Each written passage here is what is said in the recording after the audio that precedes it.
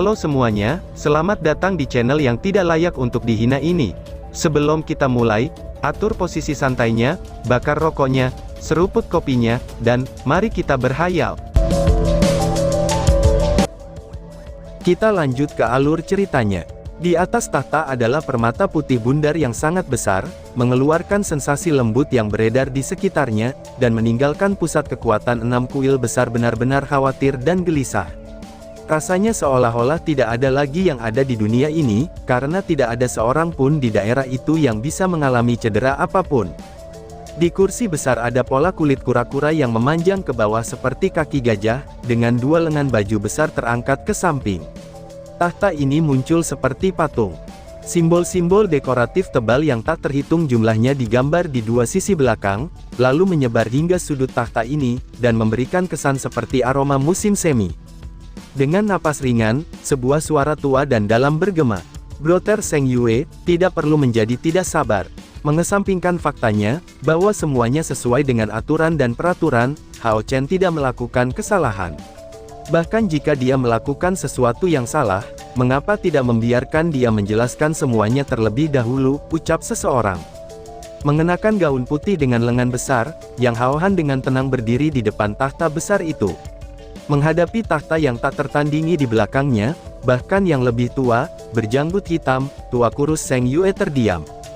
Bahkan jika beberapa pemuda yang berpartisipasi dalam seleksi perburuan iblis tidak dapat mengenalinya, bagaimana mungkin Zheng Yue tidak mengenalinya? Inilah tepatnya satu dari 6 tahta ilahi yang agung, yang dikenal sebagai tahta ilahi perlindungan dan belas kasihan. Mengenakan gaun putihnya, Yang Hao Han ternyata adalah ksatria pertahanan dan strategi ilahi yang mengawasi markas besar aliansi, dan pemimpin kuil aliansi saat ini. Yang Hao Han, apakah kamu mencoba untuk menghentikan aku, ucap Zheng Yue.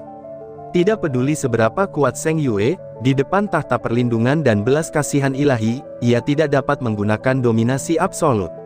Ini karena dia tahu, bahwa meskipun dia juga berada di tingkat ke-9, tidak ada cara baginya untuk menghancurkan pertahanan Yang Hao Han dengan kekuatan ofensifnya. Yang Hao Han menjawab dengan suara yang dalam. Brother Zheng Yue, bahkan aku juga tidak tahu, bahwa pria kecil ini akan membawa ketidaknyamanan seperti itu. Namun, kamu adalah yang pertama dari pemimpin aliansi pelengkap. Di hadapan begitu banyak elit dari generasi muda 6 kuil agung di sini, untuk kemuliaan aliansi, silakan kendalikan diri kamu. Urusan pemuda harus dibiarkan bagi mereka untuk menetap di antara mereka sendiri, ucap Yang Hao Han. Bersamaan dengan pidato ini, aura prestise tertinggi dilepaskan dari tubuh Yang Hao Han, dan dengan lambaian tangannya, lingkaran cahaya keemasan membungkusnya, beserta dengan pahlawan dari tingkat ke-9 ini, Zheng Yue. Penampilan Zheng Yue saat ini agak jelek, dan di depan mata Long Hao Chen, itu merupakan pelanggaran aturan aliansi. Dia tidak ingin acara ini memengaruhi pendapat para pemuda ini terhadap aliansi, jadi dia memutus suara mereka dari dunia luar. Zheng Yue membalas dengan marah. Berhenti memberitahuku fakta yang jelas, cicit aku menerima kerusakan mental separah ini. Apa yang harus kamu katakan tentang itu, ucap Zheng Yue. Yang Hao Han menjawab, Zheng Yue, tenangkan dirimu. Beberapa hari yang lalu, cucu aku terluka parah oleh cicit perempuan kamu ini, apa yang harus kamu katakan tentang itu, balas Yang Hao Han. Zheng Yue terdiam sebelum membalas dengan beberapa kata. Cicit perempuanku adalah Sein Daughter of Samsara. Kamu harus tahu betapa pentingnya dia bagi aliansi, ucap Zheng Yue. Dari perubahan secara bertahap di wajahnya, Yang Hao Han tampaknya menjadi sangat marah. Zheng Yue, kamu benar-benar menjadi tak tertahankan. Aku akan menangkapmu. Putri Sein Samsara memang sangat penting, tetapi Hao Shen lahir dengan konstitusi Sion of Light. Energi spiritual internal bawaannya adalah 97. Jadi, seberapa pentingkah dia dengan kuil ksatria kita, balas Yang Hao Han. Wajah Zheng Yue menjadi kosong. Hah, apa yang kamu katakan? Sion of Light, ucap Zheng Yue dengan kaget. Yang Hao Han dengan dingin mengerang. Penglihatan kamu jauh lebih buruk dari cucu perempuan buyut kamu, ucap Yang Hao Han. Zheng Yue kembali sadar dan berkata dengan marah. Apa gunanya mengatakan itu? Bajingan kecil ini hanya memperlakukan cicit perempuan aku seperti itu, bahkan setelah dia melakukan begitu banyak untuknya. Aku tidak peduli. Jika masalah ini tidak dijelaskan hari ini, di masa depan, segala sesuatu antara kuil assassin aku dan kuil knight kamu akan berakhir, ucap Zheng Yue. Kakek buyut, jangan, ucap Cai Er. Bangun dari keadaan setengah sadar yang panjang, Cai Er mendengar bagian terbesar dari percakapan kedua pahlawan tua itu. Melepas cadarnya, dengan lumuran darah dia mengungkapkan wajahnya yang pucat dan lembut. Di sekitar pupil kelabunya, riak samar muncul saat dia perlahan-lahan berdiri lurus di depan Zheng Yue. Kakek buyut, biarkan masalah ini menjadi urusan antara aku dan dia. Kakek jangan ikut campur di dalamnya, ucap Cai Er. Zheng Yue benar-benar marah, bocah kecil ini memperlakukanmu seperti ini, namun, kamu masih ingin membelanya, ucap Zheng Yue. Cai Er menggelengkan kepalanya dan menjawab.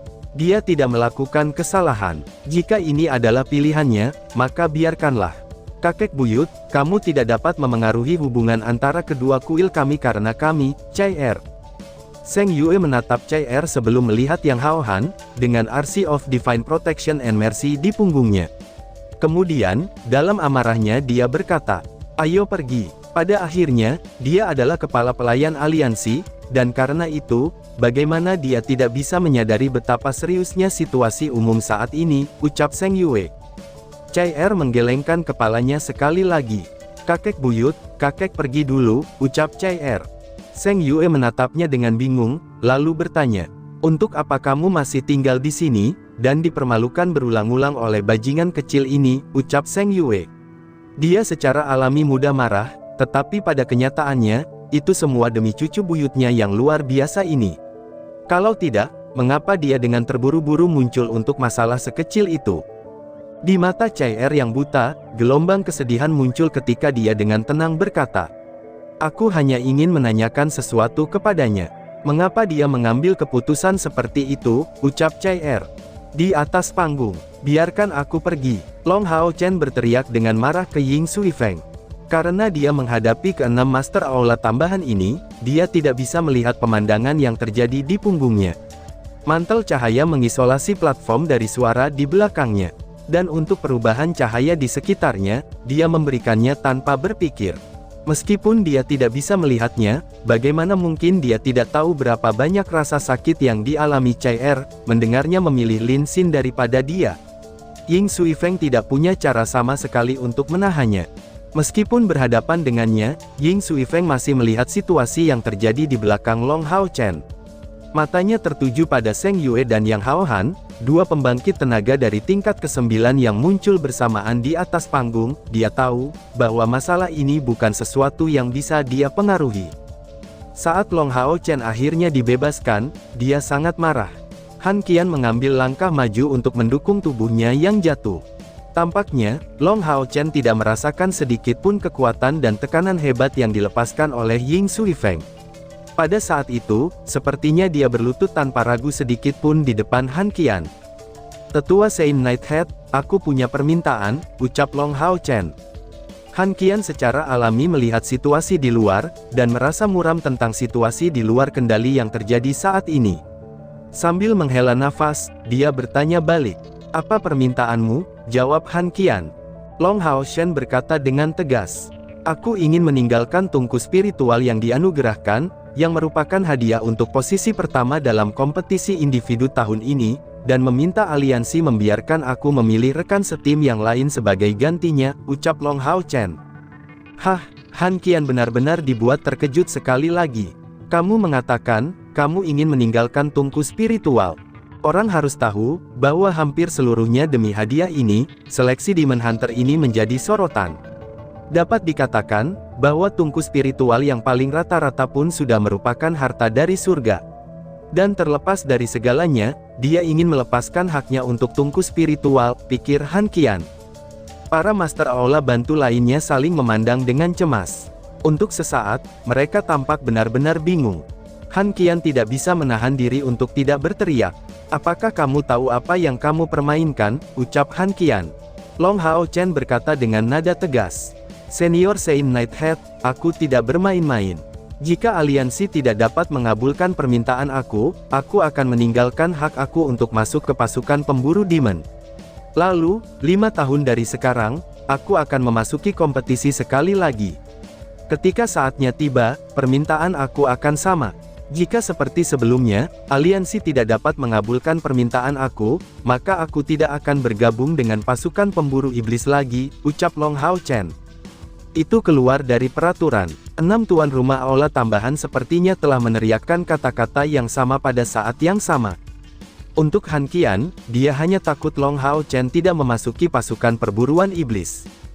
Demon Hunter Squad ini sebenarnya adalah satu-satunya jalan yang bisa dilalui seseorang dari Six Great Temples untuk benar-benar mencapai status tinggi, dan juga merupakan jalan terbaik untuk pertumbuhan seseorang.